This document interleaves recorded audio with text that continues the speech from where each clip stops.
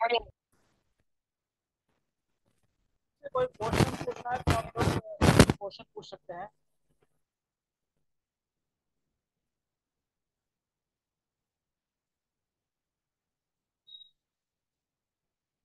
कोई किसी क्वेश्चन है?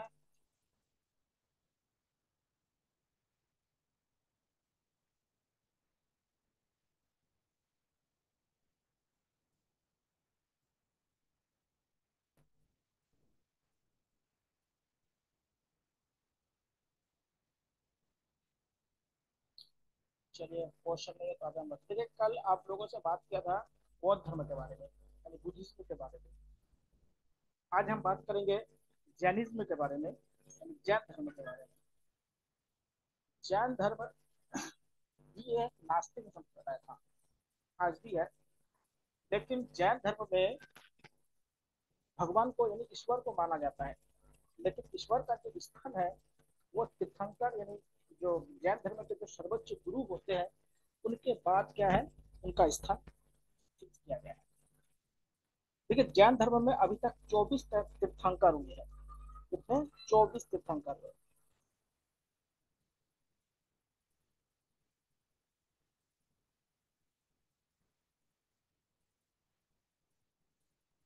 जैनिज्म या जैन धर्म, इनमें क्या है अभी तक 24 क्या है, तीर्थंकर हुए। और ये तीर्थंकर का मतलब क्या होता है? सर्वोच्च गुरु।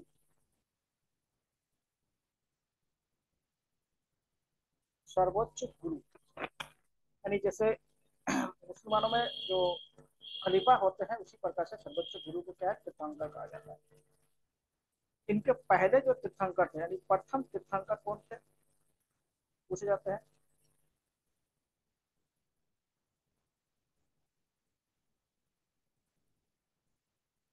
ऋषभदेव।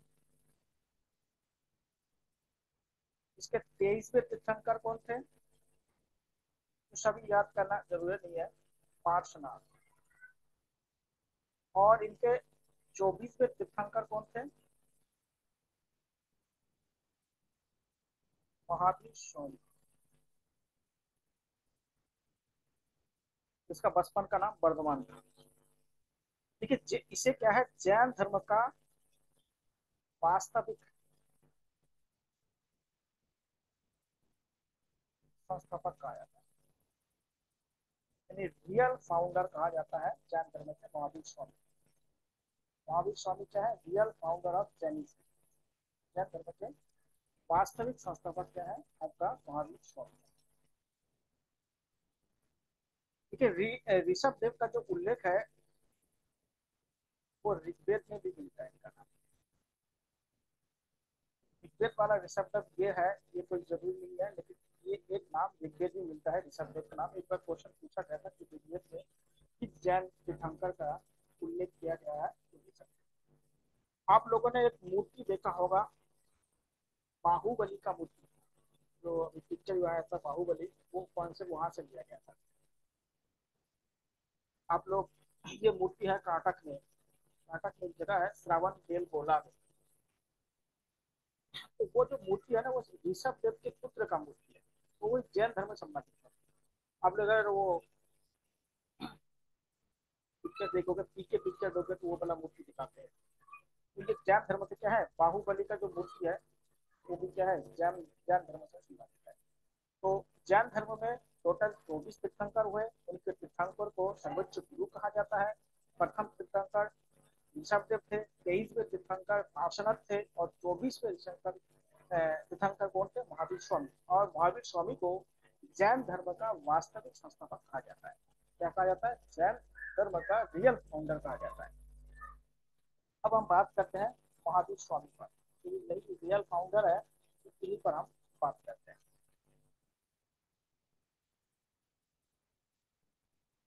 तो हेडिंग जाएगा महावीर स्वामी, या उनको महावीर कहा जाता है। जो महावीर है ये भी बिहार के क्षेत्र के ही रहने वाले थे, और ये भी क्षत्रिय कुल से थे। आपको पता ना कि जितने भी समाज जितने धर्म जो उदय हुआ है यानी सैक्ट बने हैं वो सब क्षत्रिय कुल से थे। ये भी क्या है, क्षत्रिय कुल से थे। और इनका जो जन्म हुआ था, जन्म तिथि, डेट ऑफ बर्थ कह सकते हैं,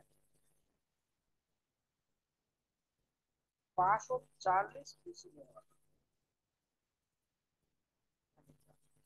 कहाँ पे हुआ था? हाँ जी, ये कहाँ पे हुआ था? बिहार में हुआ था। और बिहार में कहाँ हुआ था? बिहार में एक जगह है कुंडग्राम, जन्म स्थान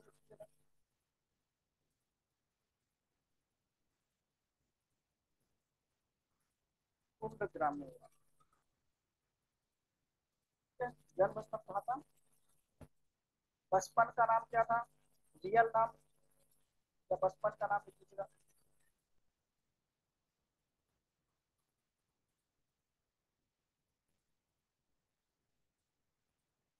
वर्धमान।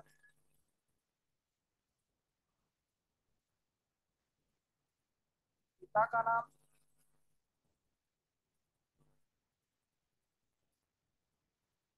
सिद्धार्थ।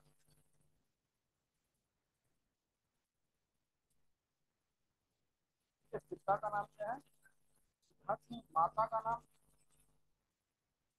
कृष्णा।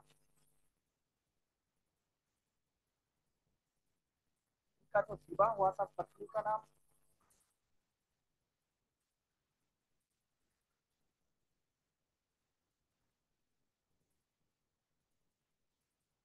यशोदा। और इनका एक पुत्री भी थी।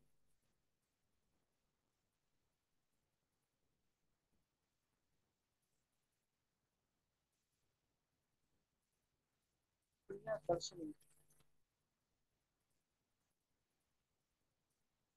और इनका जो विवाह हुआ था जामाली के साथ। इनका विवाह किसके साथ हुआ था?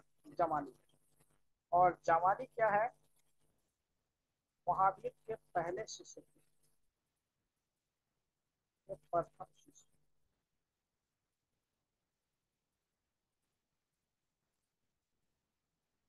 हाँ जी, हाँ। महावीर का क्या है? प्रथम शिष्य जमाली। पुत्री का क्या नाम था? प्रियदर्शनी। और उनका पति का नाम था जमाली। जमाली। और ये क्या है? महावीर के प्रथम शिष्य। क्या थे? महावीर के प्रथम शिष्य। इन्होंने भी कि 30 वर्ष के अवस्था में घर त्याग किया। कितने वर्ष की अवस्था में? 30 वर्ष की अवस्था में घर त्याग किया। तो 30 वर्ष की अवस्था में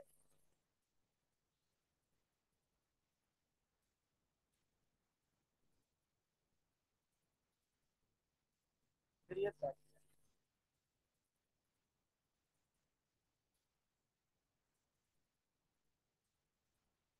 गृह त्याग किया 30 वर्ष की अवस्था में उन्होंने गृह त्याग किया। और ये चले गए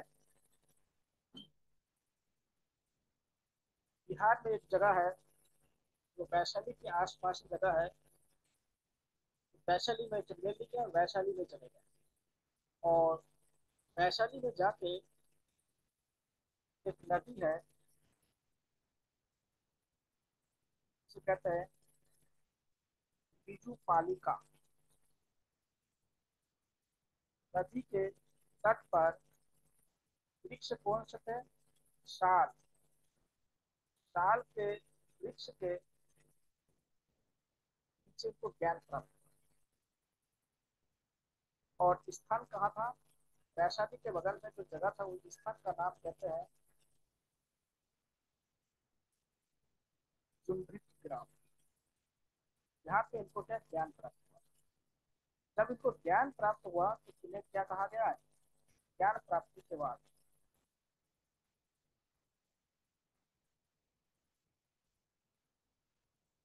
कैबल्य कहा गया या जिन कहा गया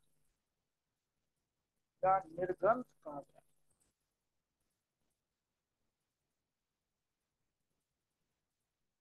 और भी बहुत सारे नाम से इनको जाना गया है। जीव कहा गया, आहर्त कहा गया, बहुत सारे इनका अलग अलग नाम। हम लोग को ज्ञान वाले मंदिरों में नाम मिल जाएगा आपको। तो कैवल्य का मतलब होता है सर्वोच्च ज्ञान। यानी केवल का मतलब होता है जो हमें सांसारिक दुख है उन दुखों से मुक्ति प्राप्त करना।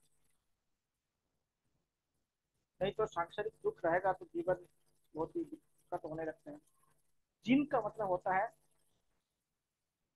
कि हमारा जो ज्ञानेन्द्रिय है उसके जो संताप होते हैं, मतलब उसके जो बैड इफेक्ट होता है वो उससे मुक्त बनना।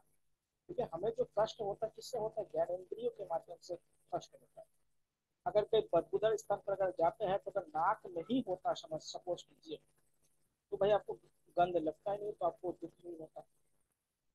अगर आपके जीभ होते नहीं तो क्या होता है, स्वाद का कोई मतलब ही नहीं था, इतने पकवान अच्छे अच्छे पकवान का मतलब ही नहीं था। नीम खाइए वो भी एक जैसा लगेगा और रसगुल्ले खाइए वो भी एक जैसा लगता। अगर आंख नहीं होता तो अच्छे बुरे का देखते नहीं तो फिर दुख नहीं होता। बोली अगर नहीं होता, जीभ से अगर हम बोलते नहीं तो अच्छा बुरा नहीं लगता। तो मेनली जो हमें दुख पहुंचता है वो ज्ञानेंद्रिय के माध्यम से, त्वचा त्वचा के माध्यम से बहुत सारे दुख होता है। कान के माध्यम से अगर सुन नहीं पाते तो वो और भी बहुत से दुख नहीं होते। तो जिनका मतलब होता है जो हमारे ज्ञानेंद्रिय है उनसे जो दुख प्राप्त होता है उन दुखों से मुक्त हो जाना। निर्गंध का मतलब होता है सभी बंधनों से अलग हो जाना। यानी सभी मतलब पूरे सांसारिक बंधनों से क्या है, मुक्त हो जाना। आहत का मतलब होता है अब वो ऐसे स्थान को प्राप्त कर लिया है जिस स्थान को क्या है सबसे उच्च स्थान से माना जाता है। ज्ञान के बाद इनको कैबल्य जीव निर्गंध आहत इनको कहा गया है। 72 वर्ष की उम्र में 468 ईस्वी में इनकी मृत्यु होगी। तो इनकी मृत्यु कब हुई,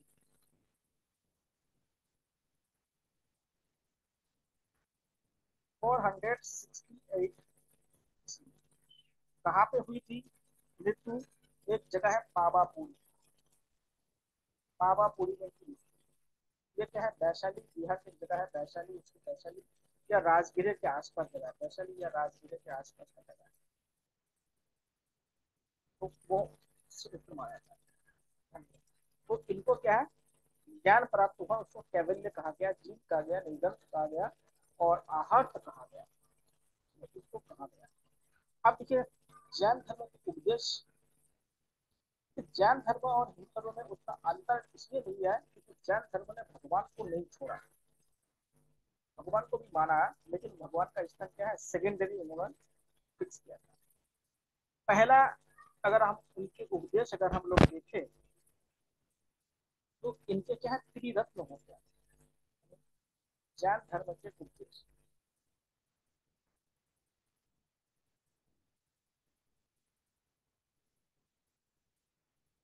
पहला है त्रिरत्न। देखिए बौद्ध धर्म में भी त्रिरत्न बताया था, क्या बताया था बौद्ध धर्म में त्रिरत्न, याद है या भूल गए। पहला है सम्यक दर्शन, दूसरा क्या है सम्यक ज्ञान, तीसरा है सम्यक आचरण। ये है जैन धर्म के त्रिरत्न। दर्शन का मतलब देखना नहीं यहाँ पे, दर्शन का मतलब होता है विजन, इसको दृष्टि कहते हैं, जैसे आपको बौद्ध धर्म बताया। दर्शन का मतलब सी नहीं होता है, समझ लीजिएगा, जो गलत लोग इसको इंटरप्रिटेशन करते हैं। दर्शन का मतलब विजन होता है और विजन क्या होता है, बड़ा होता है। और देखना क्या होता है, बड़ा नहीं होता। देखता तो सभी जीव जंतु देखते रहते हैं लेकिन जब आपका दृष्टिकोण अगर बदल जाएगा तब देखने का नजरिया बदल जाने जाता है तो वही होता है। तो उन्होंने बोला कि किसी व्यक्ति को, मतलब कोई भी व्यक्ति क्या होता है 100% खराब नहीं होता और 100% सही भी नहीं होता। दुनिया में ऐसा जन्म जो लिया है यहाँ पे तो 100% कोई व्यक्ति परफेक्ट नहीं है। ये मान ले 100% है कि यहाँ पे कोई व्यक्ति आ ही नहीं सकता है। और कोई व्यक्ति एकदम 0% भी नहीं है, एकदम खराब भी नहीं है। व्यक्ति क्या होता है इसी 100 और क्या होता है 0% के बीच में होता है। कोई क्या होता है 100 के जरा नजदीक नजदीक होता है, और कुछ लोग क्या होता है 0 के नजदीक नजदीक होता है, और कुछ लोग मीडियम में होते हैं। अंतर यही है। तो उन्होंने बोला कि जब व्यक्ति क्या है, व्यक्ति क्या होता है, कोई भी व्यक्ति जो है वो 100% नहीं हो सकता दुनिया में आज तक। जो व्यक्ति नहीं है, अपने जो भगवान जैसे राम कृष्ण है उनका भी आलोचना होता है, अगर साहित्य के हिसाब से देखा जाए। भगवान के हिसाब से मत देखिएगा, साहित्य के हिसाब से देखा जाए उनका भी आलोचना होती है। बहुत सारे ऐसे प्रसंग मिलता है जिसमें उनका आलोचना की जाए। तो अब सामान्य व्यक्ति का आलोचना कितना किया जा सकता है वो समझ सकते हैं। तो इसलिए तो कोई व्यक्ति धरती पर जब जन्म लेता है वो 100% परफेक्ट नहीं होता है। तो इसी के इसलिए क्या होता है, समाज में जब सभी लोग जिसको बुरा कहते हैं ना, उसको बुरा मत कहिए भाई, सभी लोग कह रहे हैं तो भाई उसमें भी कुछ ना कुछ अच्छा ही होगा, तभी तो वो समाज में टिके हुए हैं। चाहे मान लेते बहुत से लोग क्या अमीर बन जाते या पढ़े लिखे हो जाते हैं, तो वो लोग क्या है कि जो मजदूर कर रहे हैं या अच्छे कपड़े नहीं पहने, वो लोग आशक्त है उनको मान लेते, ऐसा नहीं है भाई। उनको अपॉर्चुनिटी नहीं मिला इसलिए वो आशक्त कैटेगरी में वो बोल रहे हैं। भाई आपके पूर्वज भी तो कई जंगलों से ही तो आए हैं, कि आपके पूर्वज अगर ऑटोमेटिक पहले से अगर इस अवस्था में आते हैं तो हम मानते हैं कि आप लोग जन्मजात या वंशजात क्या है, शब्द है। आपके पूर्वज भी तो कई जंगलों से तो निकले हैं या आदि मानवों से होके गुजरे हैं। इसलिए क्या था, हो सकता है उनको अवसर नहीं मिला, आपको अवसर मिल गया। अंतर बस यही है। तो ये जो दर्शन है या दृष्टि है या जो विजन है, उसका मतलब ये है कि व्यक्तियों का क्या होना चाहिए, इस तरह से तिरस्कार नहीं होना चाहिए। भाई सभी व्यक्ति में क्या जीने की और समाज में अच्छा काम करने का हर का मन करता है, इसीलिए अच्छे बुरे लोग बन जाते हैं, अलग बात है। अब लोग इतने आतंकवादी होते हैं। अब होते हमारे देश का भी आपको मॉडर्न पढ़ा रहा हो, जितने भी क्रांतिकारी थे हम लोग उसको क्रांतिकारी कहते हैं, लेकिन अंग्रेज क्या लिखते हैं, अंग्रेज उनको आतंकवादी लिखते हैं। हम लोग जो जम्मू कश्मीर वगैरह में जिनको आतंकवादी कहते हैं, उनके आसपास के इलाके में जाके देखिएगा उन लोग उसको हीरो मानते हैं। भाई कल क्या है, तालिबान आतंकवादी था, आज तालिबान क्या है सरकार में है। अब नेपाल में देखिए, पहले नेपाल माओवादियों में उनके थे, अब नेपाल में माओवादी सरकार है। तो इसलिए क्या होता है, व्यक्ति का कब इसका पलड़ा बदल जाता है वो किसी को बता नहीं सकते। उसे दृष्टि या दर्शन अच्छा होना चाहिए, उसका क्या होता है विश्लेषण होना चाहिए, ज्ञान। जो भी चीज है ज्ञान की दृष्टि से देखना चाहिए, कि पहले उसको जानकारी होना चाहिए फिर उसको मानना चाहिए। आचरण, आचरण सबसे बड़ी चीज होती है। व्यक्ति का जो व्यक्तित्व होता है वो उसके आचरण से निर्भर करता है। आचरण मतलब जो एटीट्यूड होता है उसको आचरण कहा जाता है, सिविलाइज कहा जाता है। तो आचरण सबसे इम्पोर्टेंट माना जाता है, और उसी से व्यक्तित्व का निर्धारण किया जाता है। कोई व्यक्ति कितना बढ़िया है उसके आचरण से आप समझ सकते हैं, हम जानते हैं। और इसमें क्या है, महिलाएं बहुत ज्यादा जल्दी समझ पाते हैं।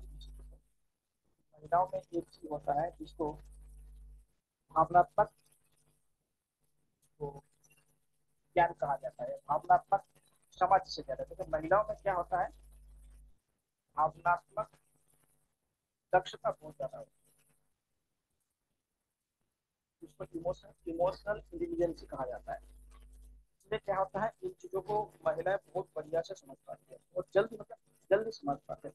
जितने भी नेता या बड़े लीडर होते हैं सब में क्या होता है, भावनात्मक दक्षता सबसे ज्यादा होती है, यानी इमोशनल इंटेलिजेंस ज्यादा होता है। अगर किसी को नेता बनना है, बड़ा बिजनेस स्टार्ट करना है, तो उनके अंदर ये चीज होना चाहिए। अगर जितना ज्यादा होगा उतना ही ज्यादा वो सक्सेस होगा, क्योंकि वो दूसरे के मन की बातों को जल्दी समझ जाते हैं। और इसमें क्या होता है, सामान्यतः महिला को ज्यादा होता है। यह है त्रिरत्न, जैन धर्म के त्रिरत्न। जैन धर्म में जो बुक लिखा गया है या जो उनके पुस्तक लिखे गए हैं, वो पाली भाषा में नहीं लिखा गया था। वो जो लिखा गया ना, ध्यान देगा, ज्ञान धर्म जो जितने बुक लिखा गया है, उस बुक को लिखा गया अभ्रांश लैंग्वेज में लिखा गया। उसका उद्देश्य उनका था स्वयंपाद। क्योंकि ये जो उपदेश वगैरह होता है ये जीवन को सुधारने के लिए होता है, ठीक है। इसको उपदेश इसलिए दिया जाता है कि लोग इसको क्या है, जीवन को सुधारे। इनका स्वायत्त का मतलब होता है कि जो भी हमारा नॉलेज है। इस धरती पर सबको क्या है, पूर्ण ज्ञान किसी को नहीं है। इस धरती पर कोई व्यक्ति, ऐसा कोई व्यक्ति अगर आपके सामने मिल जाए जो बोले कि मैं, मुझे सब कुछ आता है, मैं सब कुछ जानता हूँ, तो वो समझ लेगा आप भी उस पर हंसना शुरू कर देंगे। तो स्वायत्तवाद का मतलब होता है कि पूर्णता ज्ञान किसी को नहीं होता, पूर्ण ज्ञान किसी को नहीं होता, हमें आंशिक ज्ञान होता है। इसलिए उन्होंने बोला है कि कोई भी काम या कोई भी चीज करते ना, उसके सामने क्या था, शायद शब्द लगा दीजिए।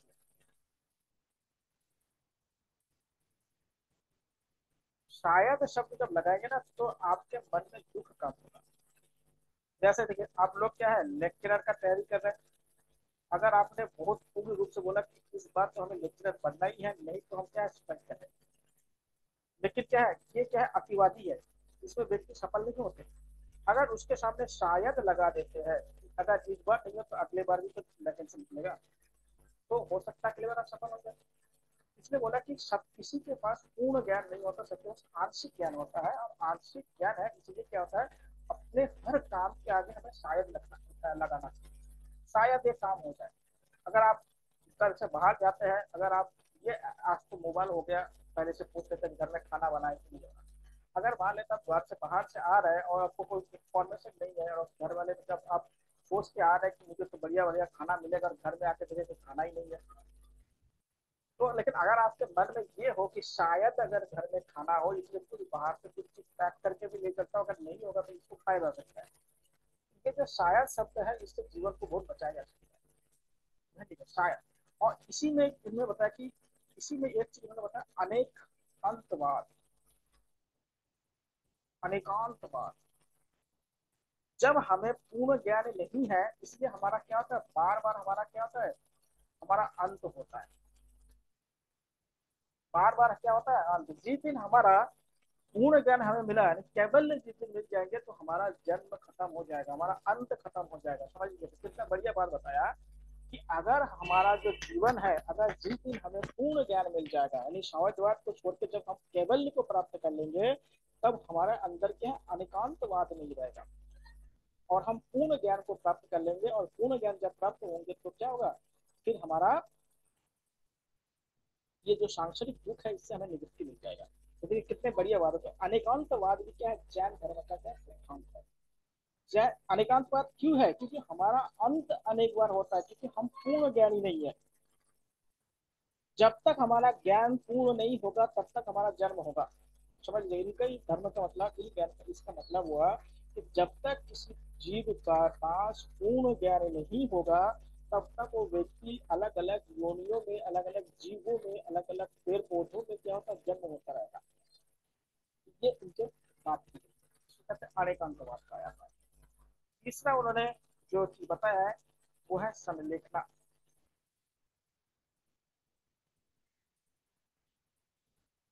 संलेखना का मतलब होता है, कोई जो जैनिज्म होते हैं, वो क्या होता है, बिना भोजन ग्रहण करे, बिना भोजन मतलब अन्न ग्रहण करे, भोजन या अन्न ग्रहण करे, शरीर को त्यागना,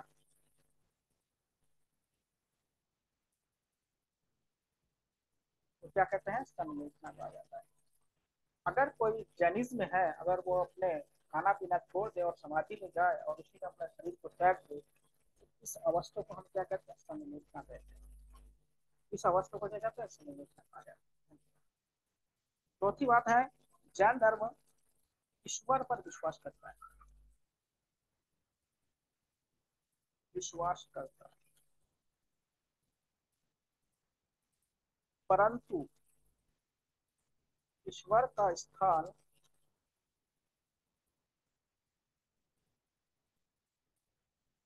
तीर्थंकर के बाद है। इसको ध्यान रखिए, पहला तीर्थंकर होंगे, उसके बाद ईश्वर की बात इन्होंने बताया।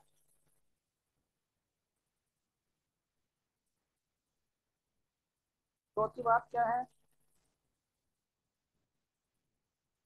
पांचवा है,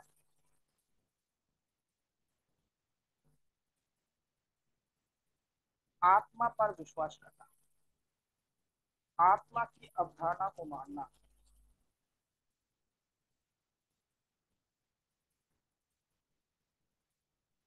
मानना। छठी बात है पुनर्जन्म पर विश्वास।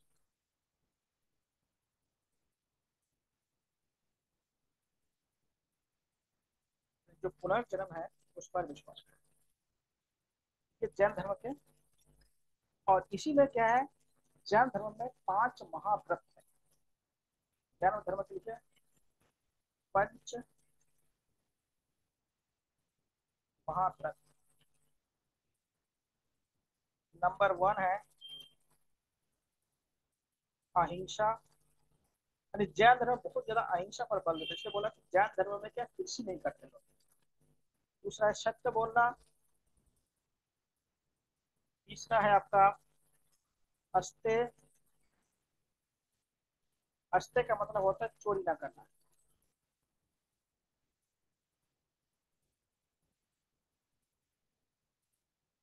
चौथा है अपरिग्रह, यानी आवश्यकता से अधिक धन ना संग्रह करना।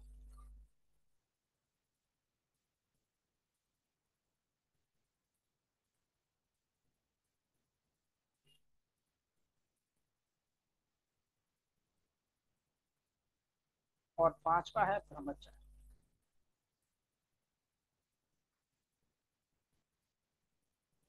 पांचवा क्या है, ब्रह्मचर्य। क्योंकि अहिंसा का मतलब क्या होता है, किसी जीव पर को हत्या नहीं, दुख ना पहुंचाना। इसलिए जैनिज्म में क्या है, कृषि नहीं करते हैं बल्कि व्यापारी होते हैं। लेकिन आप लोग जानते हैं भारत का जो सबसे बड़ा जो स्लाटर हाउस है मुंबई में, वो एक जैन व्यक्ति का है। व्यापारी है, दूसरे से कटवाता है, खुद नहीं काटते हैं। तो आजकल उतना वो धर्म को मानते हैं लेकिन सिद्धांत को नहीं मानते। दूसरी बात, सत्य। सत्य पर विश्वास करना चाहिए, हमें सत्य बोलना चाहिए, लेकिन आजकल बोलते नहीं अधिकतर लोग। हंसते, चोरी ना करना। चोरी ना करने का मतलब ये है, चोरी किसे कहते हैं पहले तो? चोरी किसे कहते हैं, जब किसी दूसरे के वस्तु को बिना उनसे पूछे इस्तेमाल करना, उसे चोरी कहते हैं। अगर मान लिया आपका घर पे कोई सामान पड़ा है और वो दूसरा यूज कर रहे हैं आपको बिना पूछे, तो उसको चोरी का संज्ञा दी जाती है। तो इस दृष्टि से क्या होता है, अधिकतर लोग चोरी होते हैं। अधिकतर मतलब लगभग सभी लोग चोर होते हैं। कोई ना कोई किसी का बिना बोल के नहीं होता है। अपरिग्रह, आवश्यकता से अधिक धन का संग्रह न करना। अब बताइए भारत में जितने भी जैनिज्म में लोग हैं वो सब व्यापारी है, उनके पास कभी तो धन दौलत है। तो कहाँ मानते कहाँ है वो अलग बात है, मानना और ना मानना। तो अपरिग्रह मतलब आवश्यकता से अधिक धन संग्रह न करना। और ब्रह्मचर्य का पालन करना चाहिए। जैसे जो जैनिज्म होते हैं वो ब्रह्मचर्य का पालन करते हैं। तो भिक्षु और भिक्षु में होते हैं की बात है, कठोर जीवन जीते हैं, तो इसलिए इनका ध्यान। अब जैनिज्म में क्या क्या है, जो कॉन्फ्रेंस हुआ था यानी सम्मेलन हुआ था, जिसे आपको पता था बौद्ध म्यूजियम में हुआ था, उसी प्रकार से जैनिज्म भी क्या है, जो कॉन्फ्रेंस हुआ था वो कहाँ कहाँ पे हुआ था। पहला कॉन्फ्रेंस यानी जैन सम्मेलन।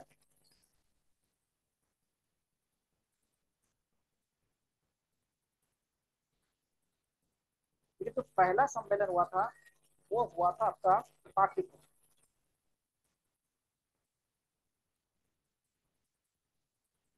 पहला सम्मेलन कहाँ हुआ था, पाटलिपुत्र में हुआ था, ठीक है। और किसके समय पे हुआ था, चंद्रगुप्त मौर्य के समय पे। क्योंकि चंद्रगुप्त मौर्य क्या थे, जैनिज्म थे। और इसके जो अध्यक्ष थे, अध्यक्ष लीजिएगा, ये शासक लीजिएगा, और ये स्तंभ। जो अध्यक्ष थे उसका नाम था स्थूलभद्र।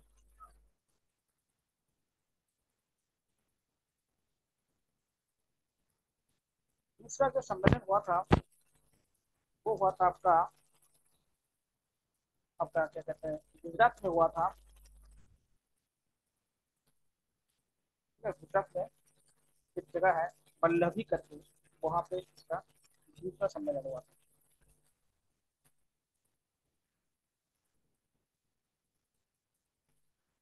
गुजरात में एक जगह है पल्लवी, वहां पे हुआ था। और ये किसी राजा के संरक्षण में नहीं हुआ था। और इसके जो अध्यक्ष थे उसका नाम है देव अधिवर्मणि।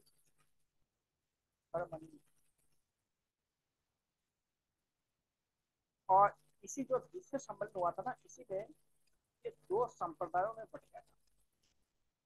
जैन धर्म क्या है, दो संप्रदायों में। एक को कहते हैं दिगंबर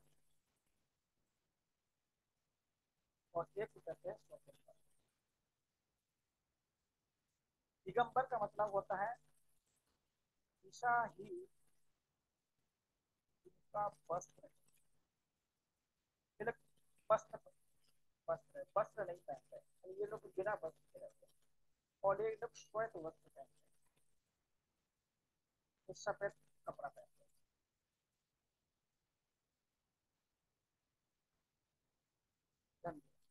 दिगंबर जो संत होते हैं वो लोग वस्त्र नहीं पहनते हैं।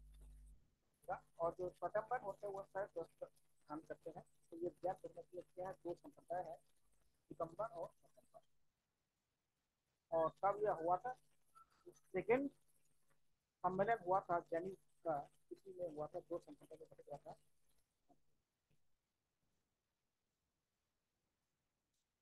जो वॉइस का दिक्कत हो रहा है, अभी ठीक है वॉइस?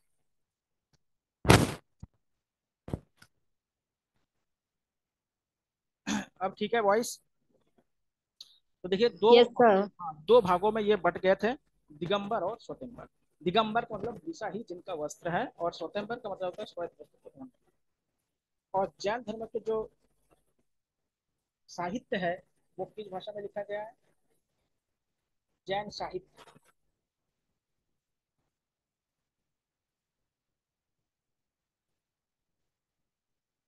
जैन साहित्य आपका अभ्रंश में लिखा गया या प्राकृत भाषा में लिखा गया। इस भाषा में अभ्रंश या प्राकृत भाषा में ये लिखा गया है। तो किस भाषा में लिखा गया? अभ्रंश या प्राकृत भाषा में इसको लिखा गया है। तो ये हो गया आपके जैन धर्म से संबंधित छोटी बड़ी बातें जो आपको पता चला। फिर भी आपके पास कोई क्वेश्चन है तो आप लोग उसको पूछ सकते हैं। जैन धर्म से संबंधित कोई भी क्वेश्चन आप लोगों को नहीं मिल जाता है, उसको आप लोग आप लोगों को देखिएगा, कुछ क्वेश्चन भी दिया था, उसको भी आप लोग